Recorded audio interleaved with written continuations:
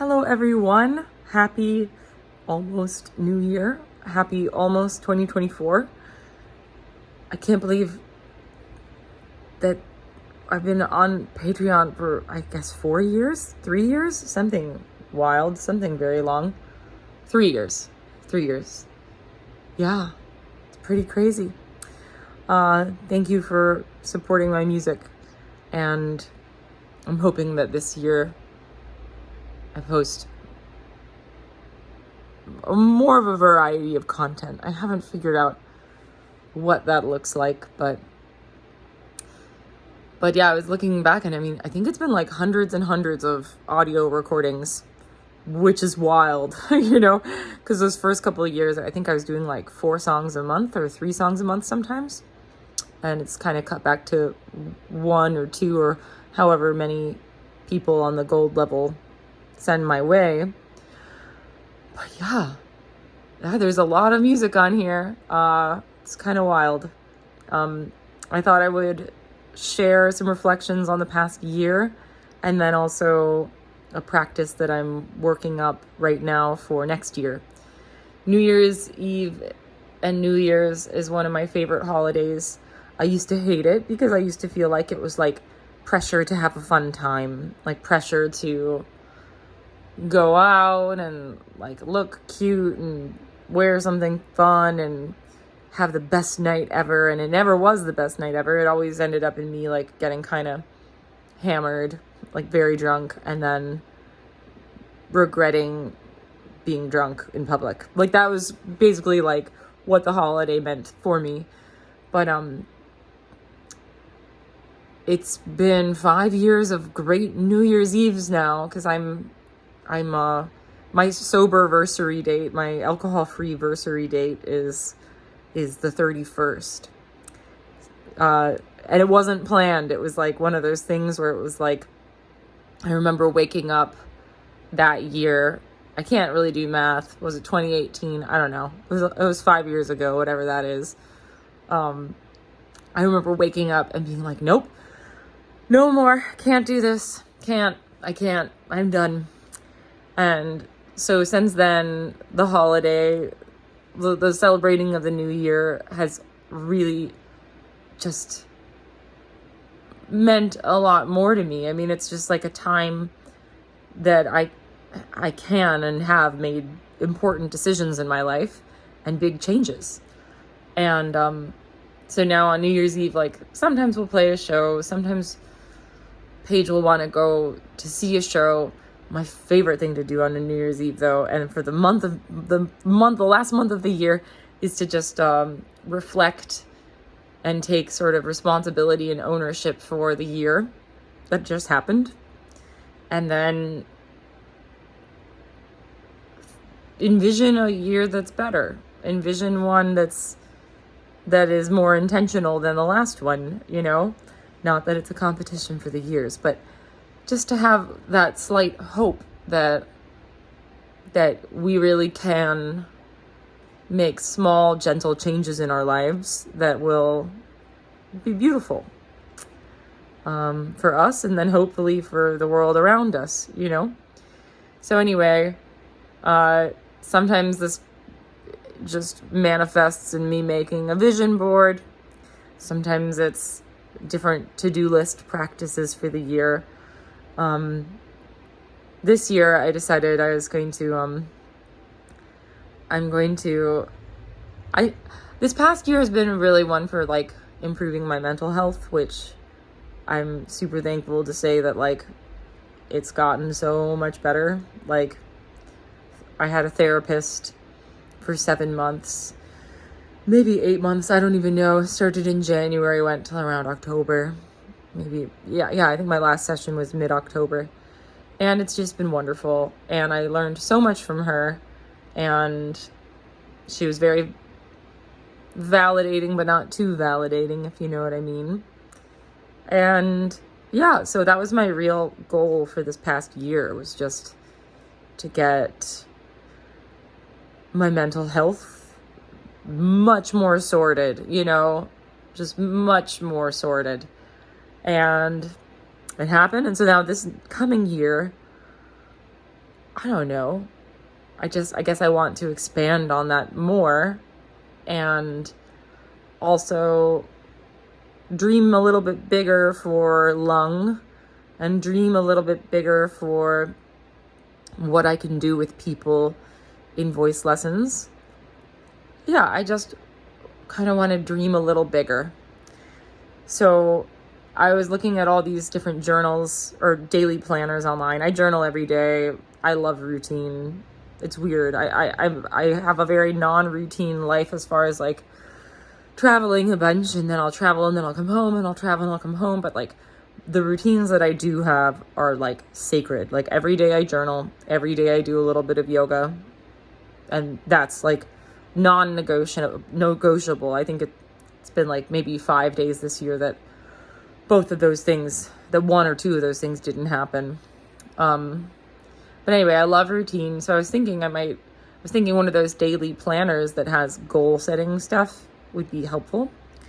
And then I looked at the price. I'm like, $45 for a daily planner? Are you kidding me? Yeah. It was much. It was a lot. I was like, that is nope, not doing that. But what I did do is I went on YouTube and I just YouTubed like daily planner flip through 2023, and I watched a bunch of different flip throughs of people's planners from the past year, like different fancy ones. And I took my favorite things from all of those and made a super journal that I'm almost done making. I'll show you. So this is my super journal. Paige, her mother, gave me this, like, she found this at a thrift store, and it's really nice. But in it, I'll just share what I decided to put in it in case it's something that anybody would want to do themselves. But in it, I wish I could flip the camera and show you. Maybe I'll do that. Maybe I'll try to figure that out. Okay, I'm going to try to figure that out. All right, so I flipped it. I'm going to just speak through the table of contents, and then I'll go into more detail and probably switch it back to a video of me, so you're not just staring at a book. And also it helps me feel like I'm having a conversation, bizarrely. But anyway, I'm not quite done with there's a little bit more here that's not listed. But it's called my 2024 AIM book. AIM, I think, is just another word for goal, and I like it. Feels very direct. And then I have reflections, low value, high value stories, the person behind the stories, career aims as regards to lung, career voice teacher aims, physical health aims, spiritual aims, interpersonal aims, practical aims, financial aims, intellectual aims, aims for creativity and joy, other aims, because who knows? I mean, you know, what if there's something that doesn't fit in any category? We need another category for that. How to move through the bad place. Back to peace. Yeah, that's one thing. And then things to be proud of. And then after that, I have the weekly sort of planning part that I'll tell you about. And then quarterly planning. And yeah. So here is where I will be putting my sort of vision boards this year, so that then when I'm traveling, I can see them. I have things cut out, but they're just not up there yet. My last vision board was like very bizarre. It had like a lot of wildlife, because I used a lot of National Geographic used magazines. And so it ended up being like, I want to be as free as that happy penguin. Like, it's just hilarious. I love it. But anyway. All right.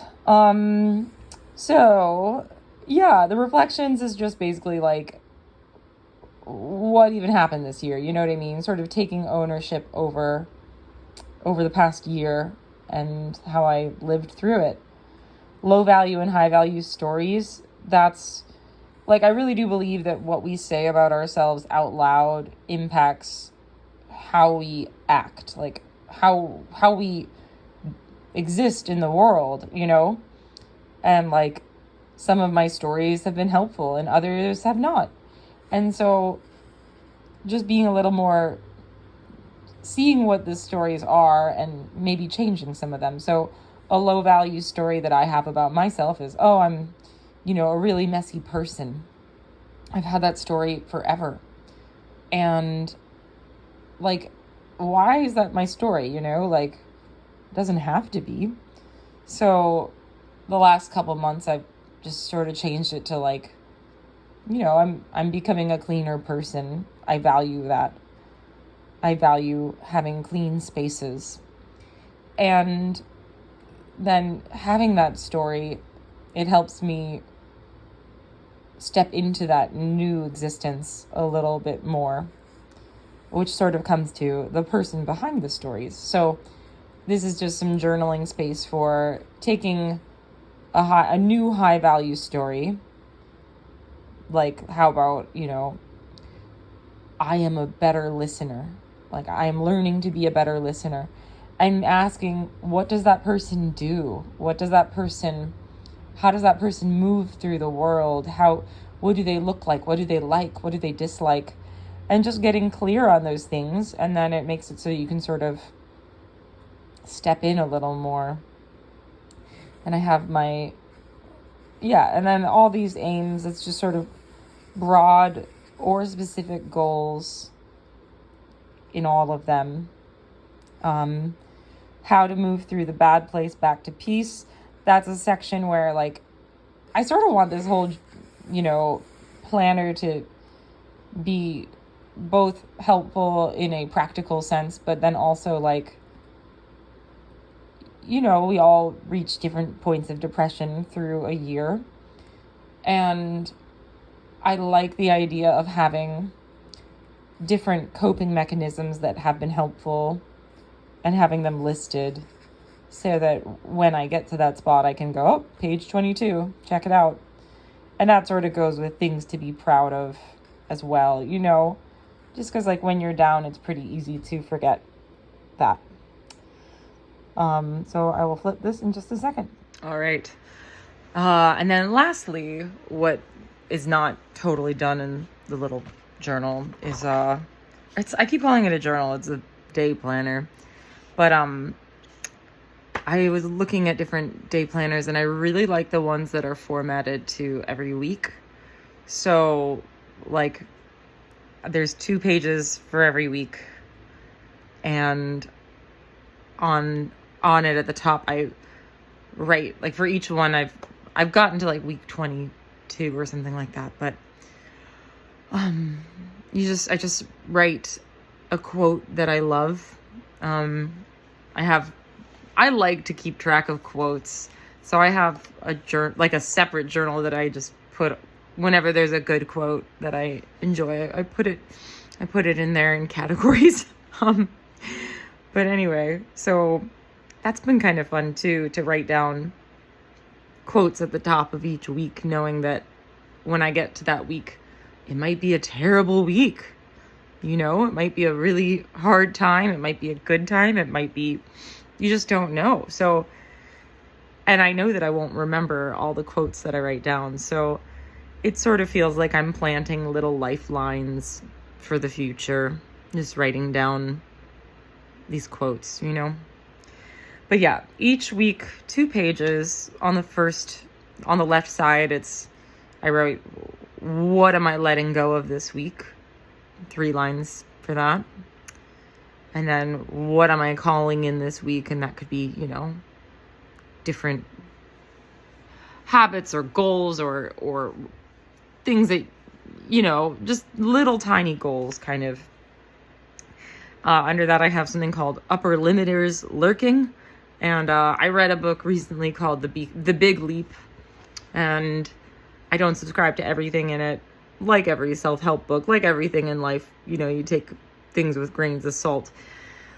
But in it, he does mention this idea of upper limiters, which I sort of understand as like, when something's going really well and then you sort of self-sabotage in some way, like, I don't know, something really great will happen, and then your partner will annoy you and you'll say something shitty on accident, and then it'll turn into a fight or something. That's just an example. Paige and I actually, we're not really fighters, which is nice. But you know what I mean? Like little sort of things that are unrelated to the good event, but that sort of sabotage it. So anyway, he calls them upper limiters, and I just figured it would be fun to have that as a little prompt, because then you can sort of reflect, like, what are the little things that I might not be looking at that might be limiting the potential in the moment. And then an affirmation, different one each time. I'm sort of running out. I'm running out of affirmations. I'm not like I just am running out, you know? That's okay. And then a to-do this week section under that, where you can just list stuff that's happening. And then on the second page, it says habit tracker, and then Monday, Tuesday, Wednesday, Thursday, Friday, Saturday, Sunday, like horizontally, and vertically, it's blank. So each week I can write down different habits or things I want to do every day and keep track of it. I'm definitely someone who likes to put like a little, like, look at the stars that you've accumulated for the week. Like, it really, yeah, that kind of thing is reinforcing for me, you know? Anyway, and then there's a little note section next to that. So, and then, lastly, for the journal or day planner, it's my goal book. It's my aim book. But anyway, lastly for it, I'm going to like make a couple pages for each beginning of each quarter of the year, each season, where it'll be part reflection, part ownership of the good and the bad and the okay, and then thinking about what I would like to change, you know? So anyway, I'm enjoying it. I hope that, I know that, you know, it's weird. One time you know those comments that just sort of stick with you? One time, a long time ago, when Long had just started touring, I don't know, 2017, 2016, we played in Canada, so it must have been 2017. And I was talking with someone after the show. We were staying with them, and we were talking about meditation, and they said something like, oh, it must be so lucky to have such a self-centered life that you can just think about meditating. Like, I had never really thought of it before as self-centered. And that's like one of those insults that I'm afraid of, you know. I guess that's like when you look at your life and you go, okay, well, I'm a musician, I'm an artist, and I have a Patreon, I do all these things that are surrounding creative output, and then also different self-disciplines, like, yeah, just reflecting on, like, is all of that incredibly selfish? Probably a bit. But anyway, sometimes when I'm sharing things about making your own DIY day planner or journaling or things like that, it's funny, that memory just pops up. It's like, oh, here you are being a little bit selfish again. But